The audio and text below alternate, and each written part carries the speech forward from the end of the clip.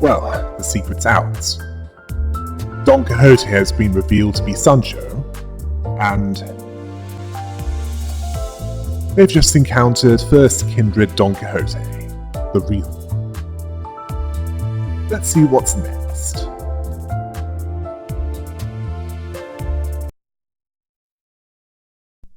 In the past, there was an abandoned lighthouse where the front door was sealed shut by crystallized blood. Sancho spoke of Aegis, fixer of the Zwei, who refused to let this destroy his spirits and sail to the great sea in a mere raft. He apparently saw that the trial was a stepping stone that would bring them to greater heights. One day they proudly engraved that day's suffering upon their shields, to remember it in better days. The battle wasn't over yet. Be courageous and charge, and they look upon another in the eyes. Their determination grew. This impressed her greatly. Scores of enemies were waiting for them in ambush from the shores, firing thousands of arrows upon them which blocked out the sun. So they did what the Persians did against the Spartans at Thermopylae. I think we know what they needed to do there. The Zwei probably fought in the shade as well. And they did. They stood their ground with their ironclad shields, but no shield could withstand an unending onslaught. Even their iron shields began to break. As they did so, the will of the Zwei began to break as well. Many were slowly backing away from the battle. Aegis didn't. He told them they should never give up. You be their shield and ward. Their shields are but tools that may break, but he'll be the shield to protect them from their arrows. The arrows may break his body, but never his righteous heart of justice. Ordering them to row away, to leave him and push on. No matter what trial they face, they should never give up. Either this is just propaganda and they're not as selfless as that in reality, in any time period, or these Zwei, and indeed fixers in general, were genuinely more selfless than they are now. As for them using the same amount of arrows as the Persians did with the Spartans, either the ethics law wasn't in effect 200 years in the past, give or take, if not sooner, or it doesn't apply to bows and arrows, as a firearm requires less skill to wield than a bow and arrow. A pistol certainly needs less hands anyway. Sancho thought that adventure was just as exhilarating as ever. It made her feel passion in her heart. Then she wrote to Aegis, asking how he was. It was her 131st letter, apologizing for her persistence. Her passion can't be put out. She's soon to be a fixer herself. She sought to follow his teachings to become a fixer that's just and persistent, who would not surrender. Then we have more evidence that Sancho, even at that point, was so insane that she might as well pass by Rouge the Bat after she walked out of the bathroom of a certain chain of fast food, Mexican, specifically, after not flushing the toilet. As the Zwei fixer in the poster told her not to forget the fixer of the future, addressing her as Don Quixote even at that point. He reminded her that the most important virtue of a fixer must always be righteous justice, to not turn away from the needy, to put her entire being into helping them. Which is the antithesis of how the fixers are now. Now, they're in it for the money. As the Heath Ledger version of the Joker would put it, if they're good at something, never do it for free. And they will cut and run if their lives are too much at risk. She told the poster that she's well aware of that. Tomorrow's adventure is with the Chairs Association. The poster saw them as a relatively fledgling yet prolific association, specializing in tools and arms for the city and its fixers, as well as the workshops that make and repair them. The associations were established in order of need of the city, within the city. He said goodbye to her until next time. Their next adventure shall be... Sancho said the adventure of at the 11 wastes of the ruins, where the heart of a beastly bird was pierced. The poster was looking forward to hearing of that. Sancho expected it to be a glowing victory.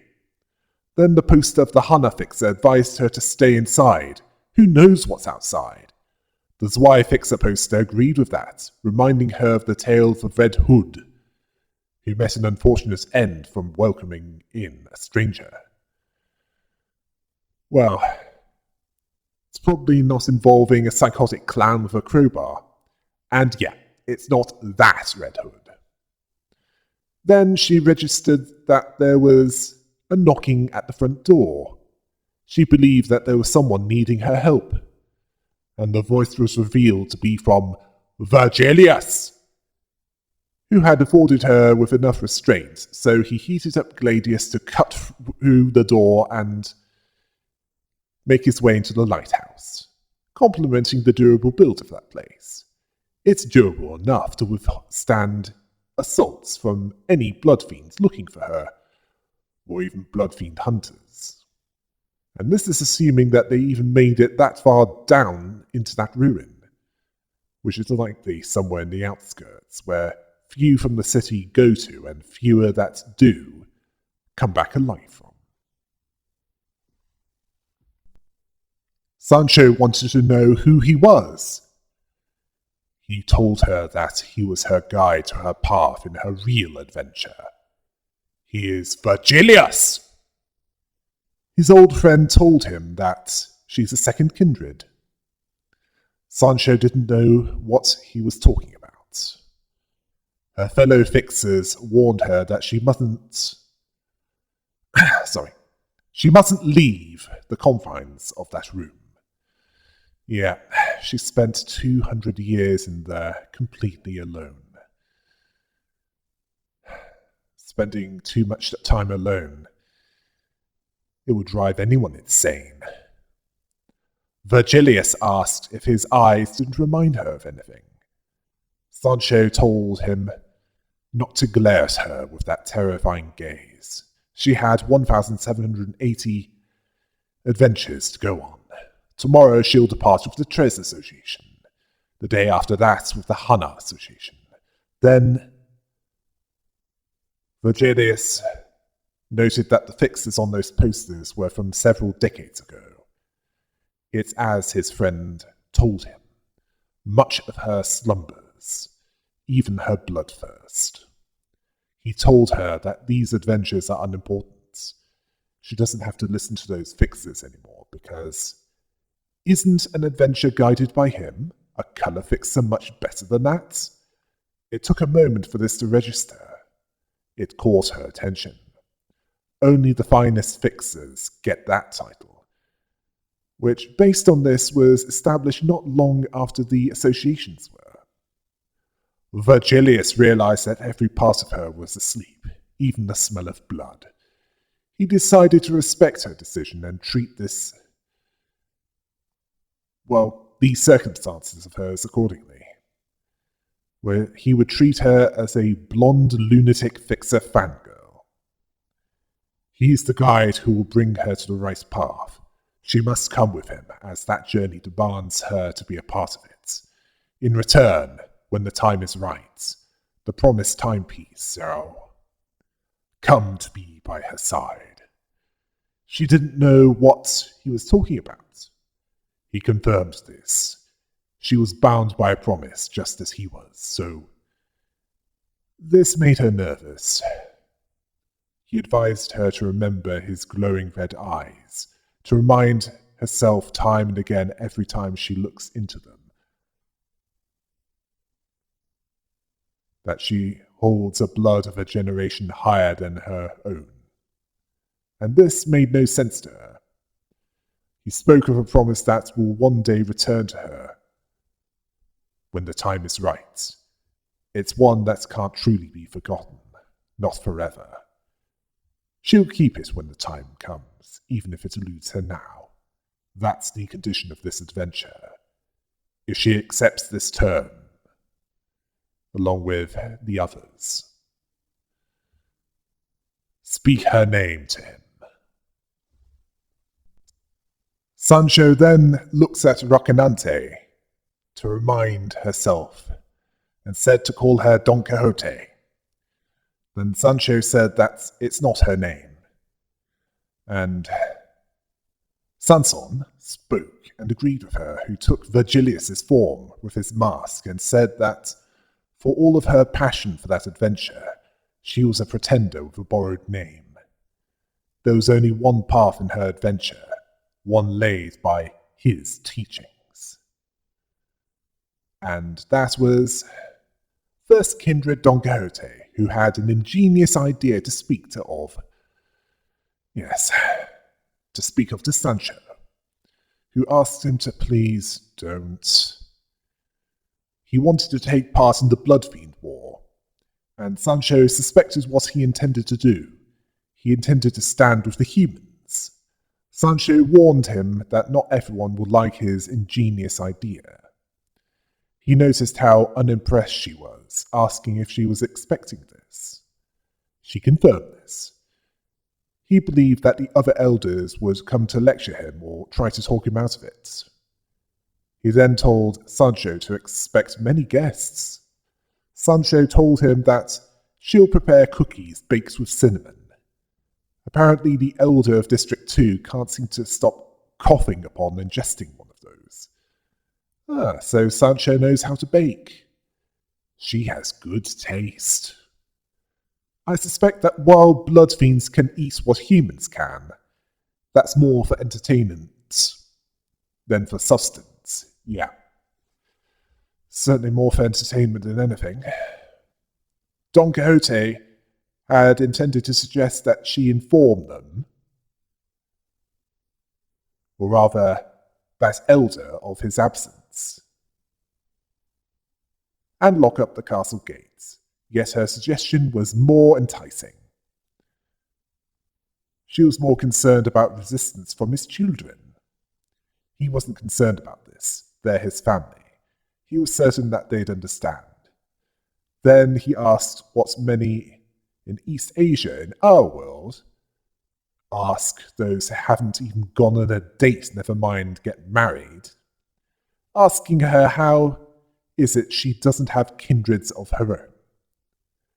Yes, apparently, if you're not married by a certain age in parts of East Asia, you're considered a failure of a person.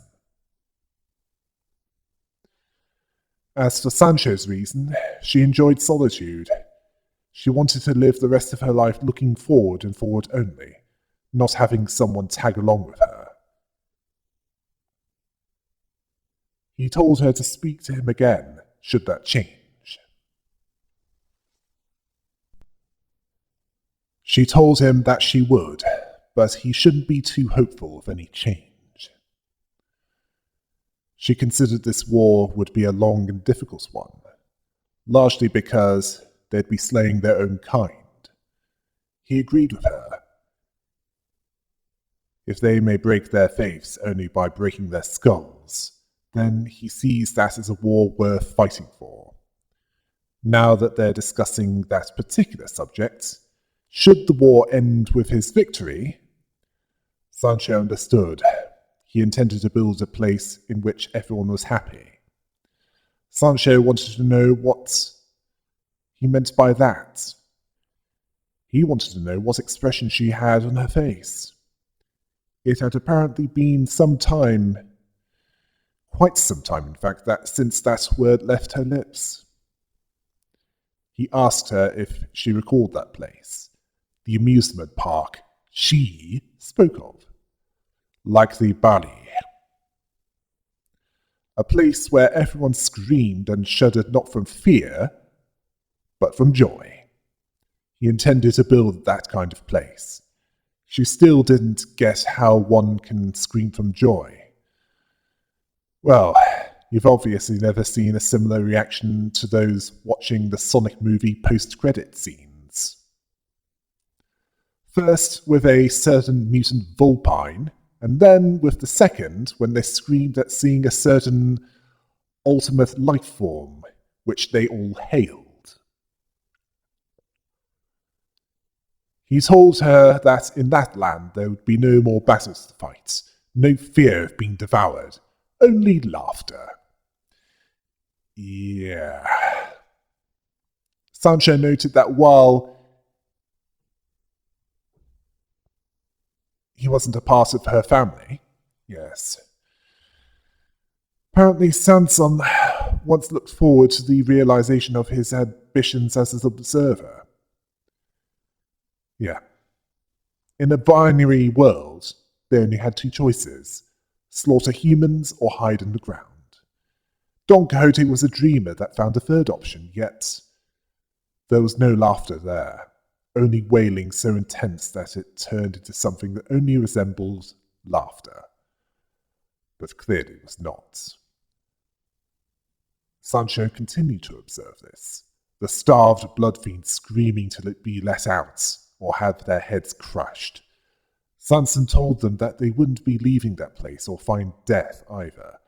Many guests will be lining up to pay a visit to La Mancha Land soon, asking if they recalled their missions.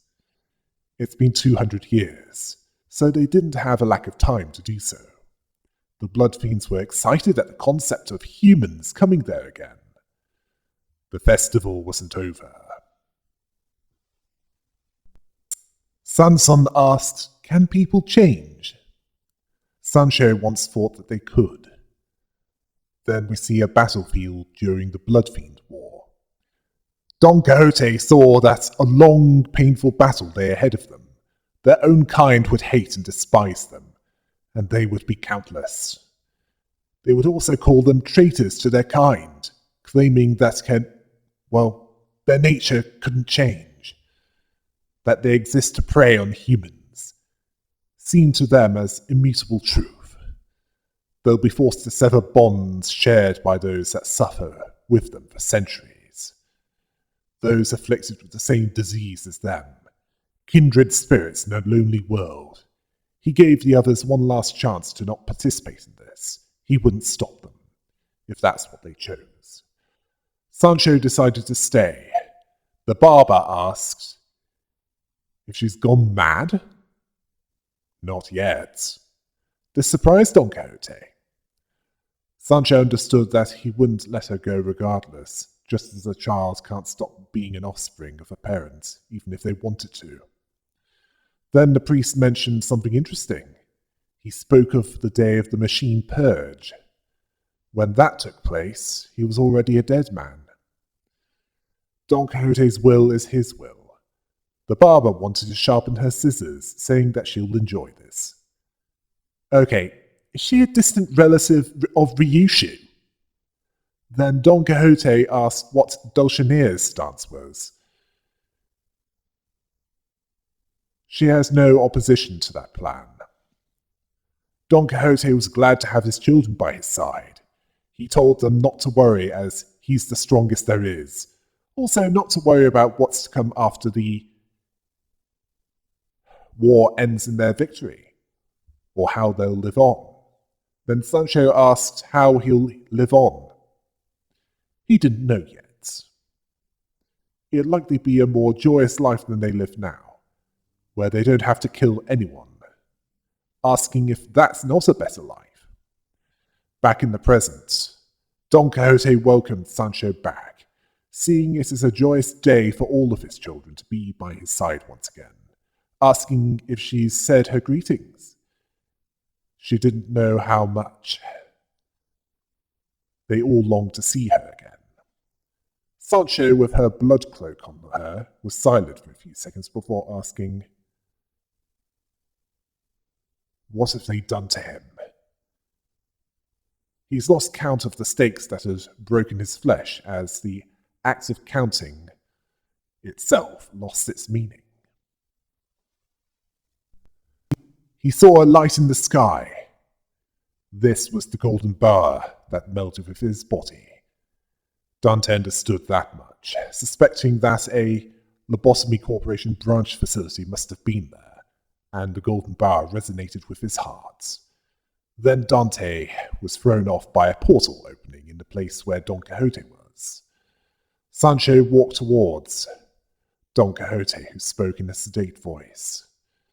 Dante knew this to be the fathoms of ego.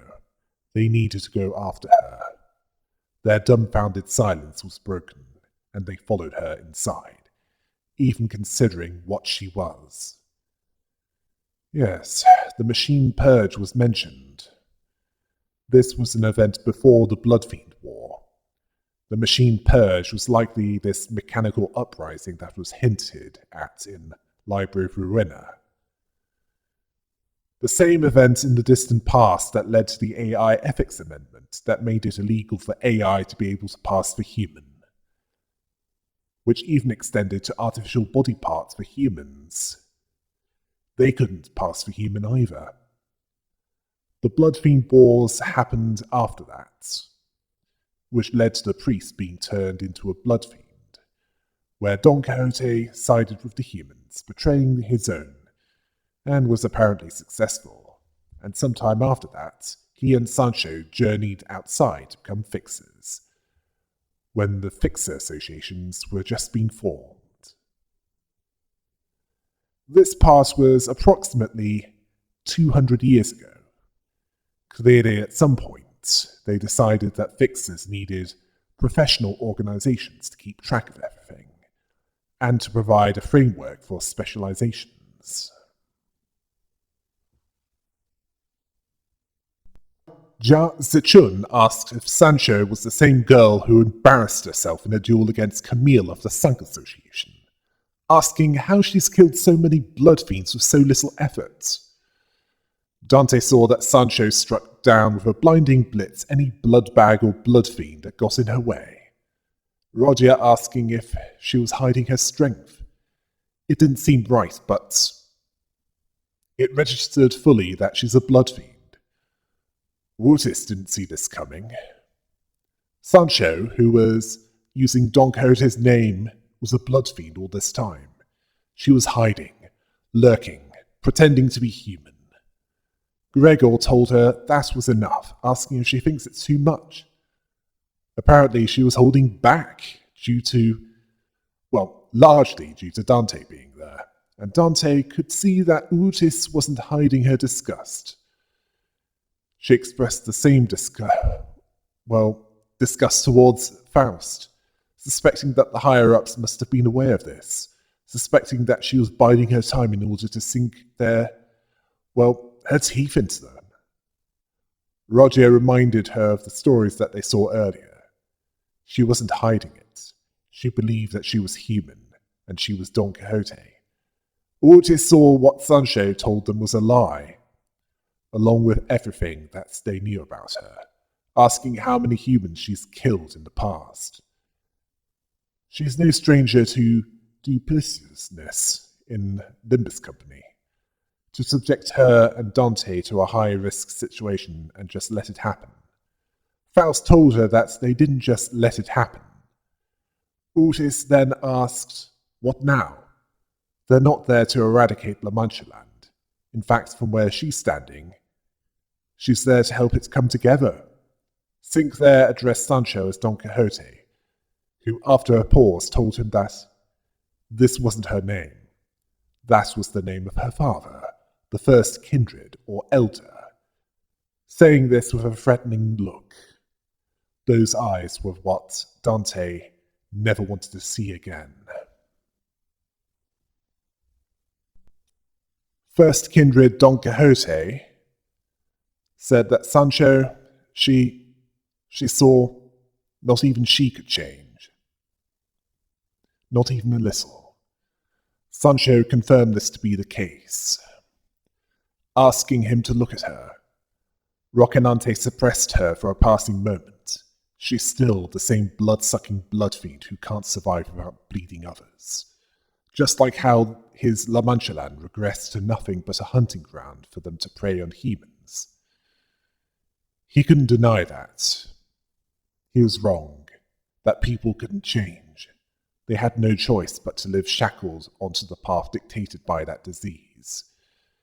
Their family, who he loved so much, had tried to convince him to turn him to their side, yet he was too slow, the only one who didn't understand until it was too late.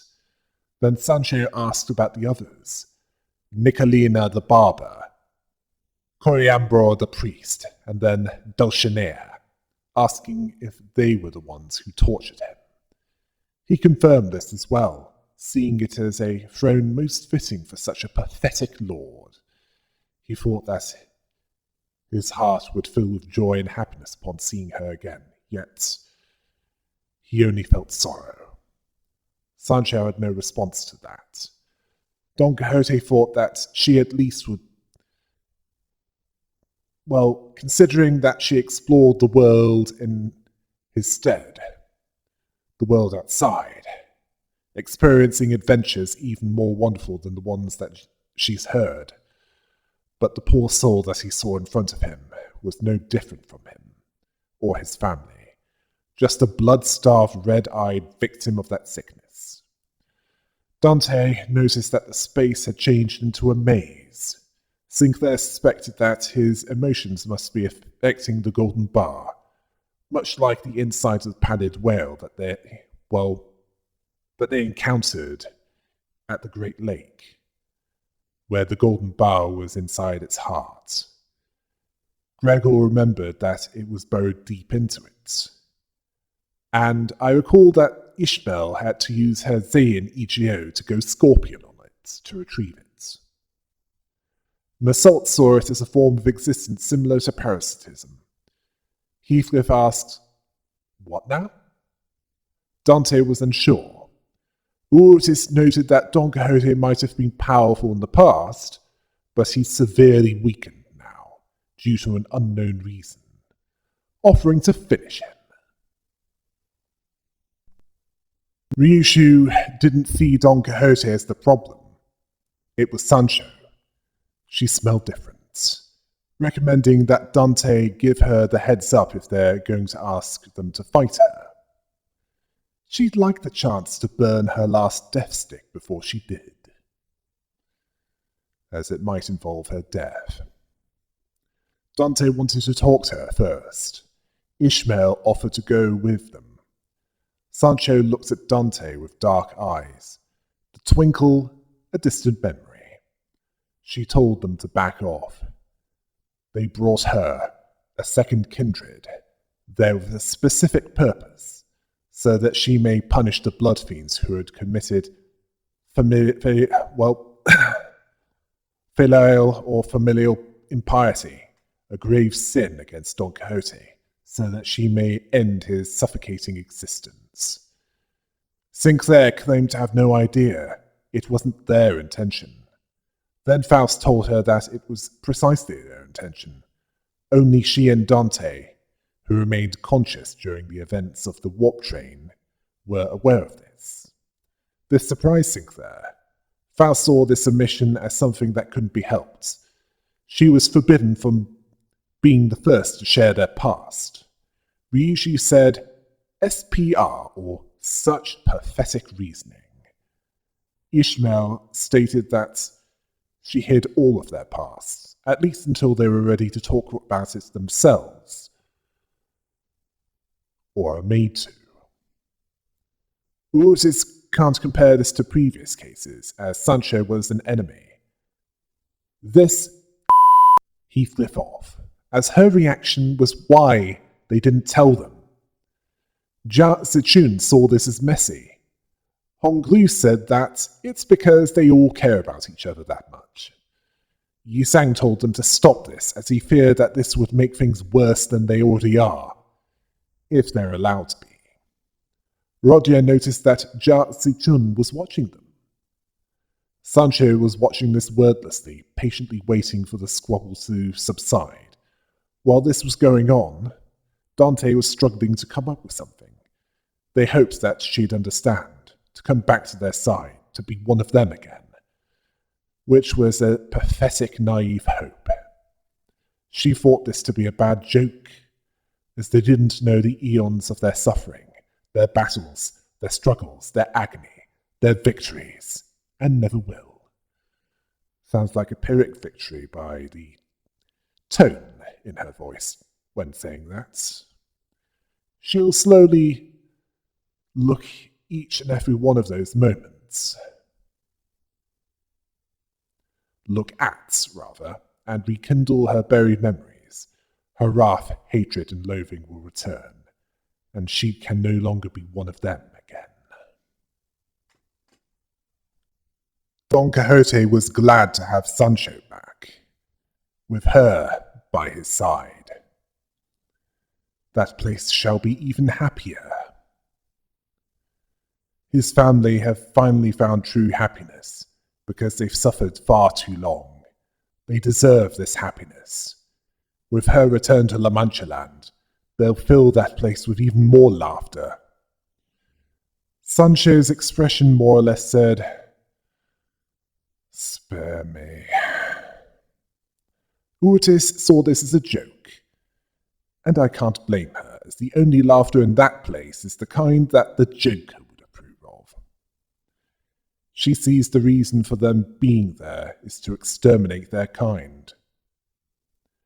Don Quixote ignored this, asking Sancho that they've been through so much together, deciding to show those ignorant outsiders what they've lived through. And we see a battlefield during the Bloodfiend War.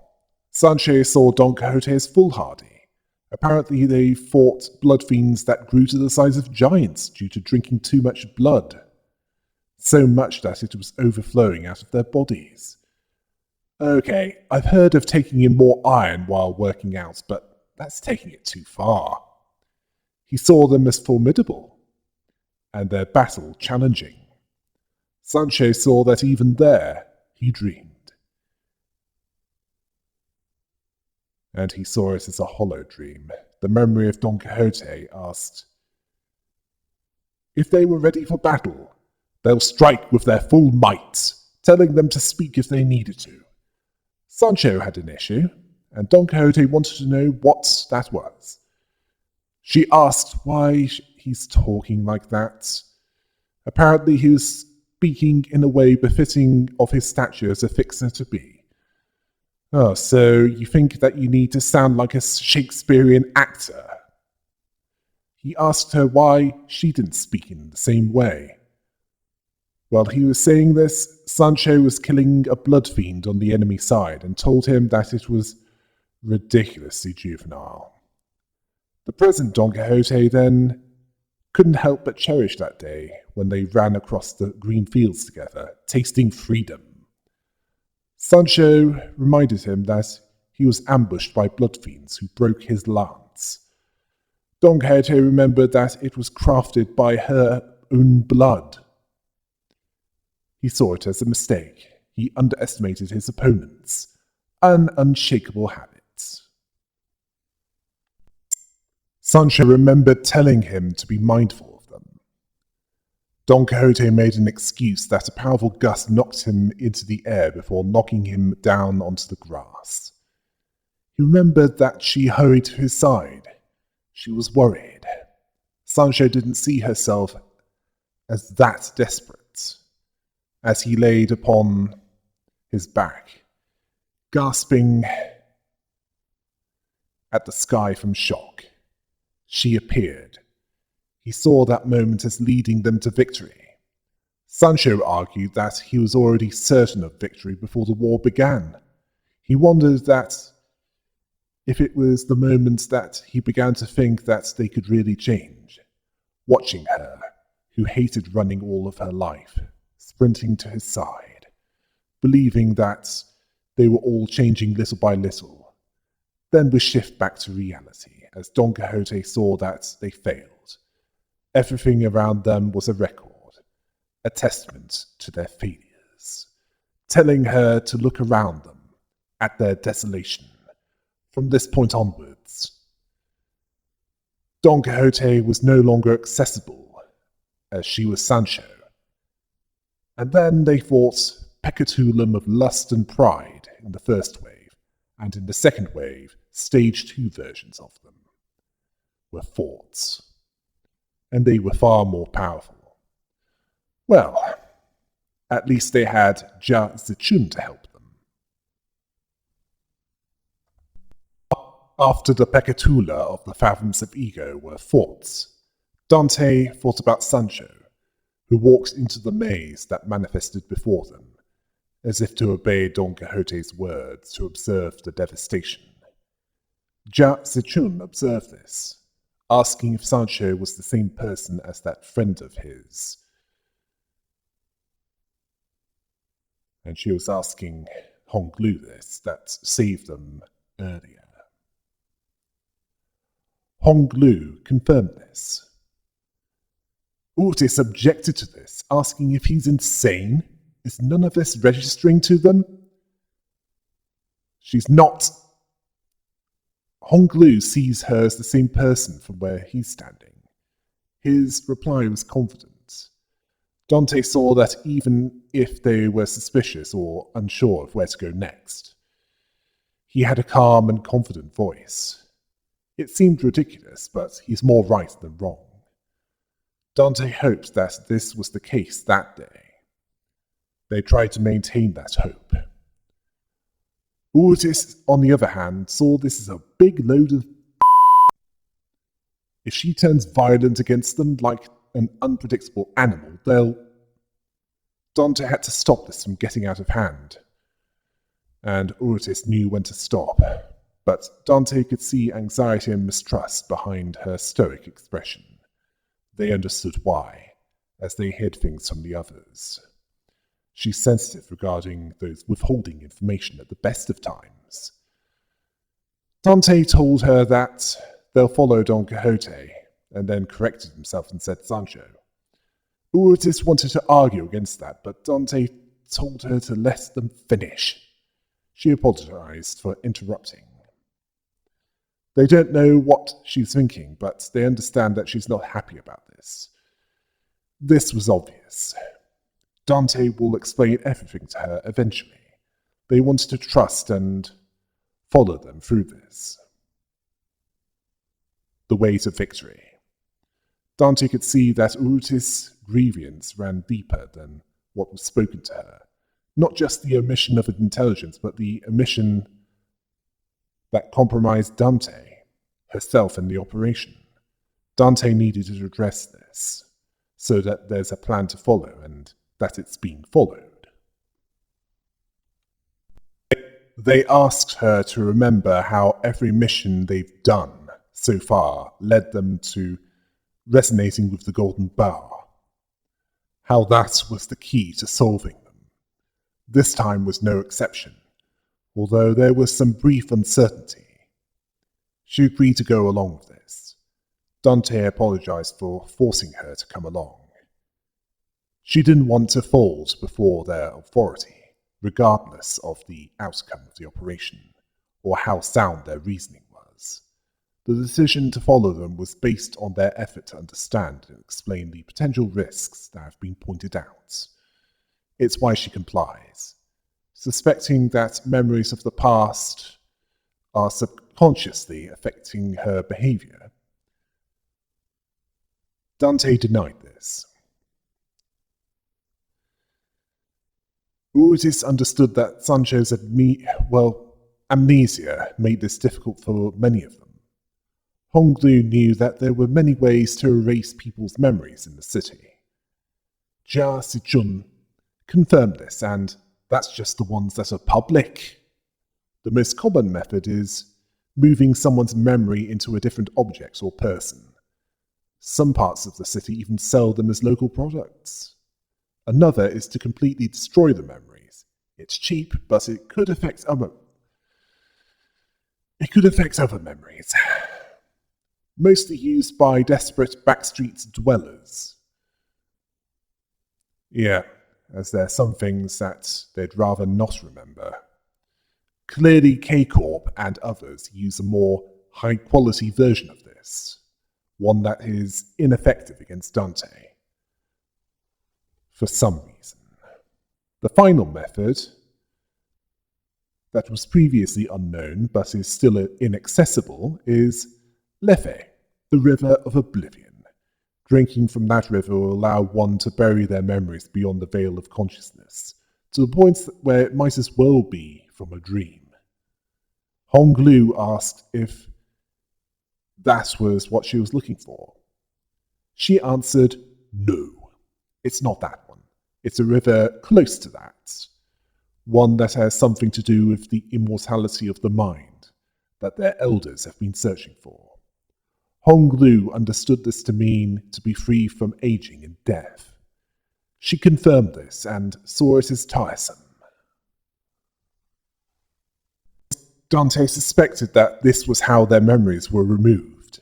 They didn't even have a vague recollection, like they were uprooted from their head, where it was transferred to a different person or object, or destroyed beyond salvaging.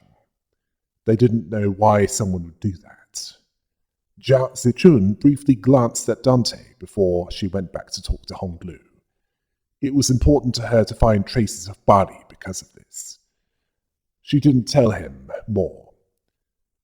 She sees her ancient traces, implying that Bari was close to Don Quixote's age, likely from the river that she's looking for.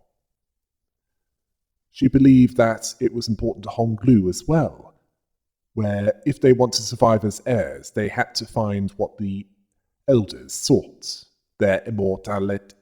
Then she stops herself. Honglu understood that this was where they parted, and she confirmed this. Rodia asked if she was leaving them already. Honglu saw that the path diverged, and they each took the other trail. Jia Zichun told them that if Sanche really has lost her memories from drinking the River of Oblivion, she is extremely disorientated. Coming to terms that the hazy, nightmarish visions were her own memories and not dreams, Honglu saw it as sad and complex, asking who is the dreamer. Is it herself that she existed in that dream, or herself who had awakened from it?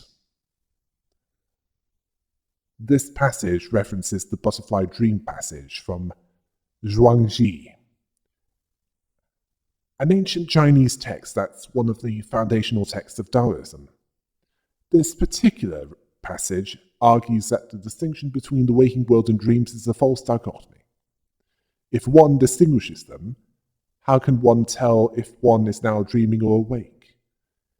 This didn't matter if it was a butterfly or not, it would flutter away. Honglu thanked her for letting him know. She understood that he didn't spend time chasing clouds out there, and she hinted that they'd be seeing each other very soon. This stood out to Dante. Honglu was okay with that. She told him not to waste time saying goodbye. Now this is foreshadowing. It looks like the focus of Chapter 8 has been confirmed to be Honglu, where it's him and the rest of the damned dozen versus a toxic family that would make the Addams family look at them and say, that is not right. All the shocked look of disbelief. Yeah, that would take a lot. Jia Huan might also be there, as in the sibling that's under N-Corp's employ.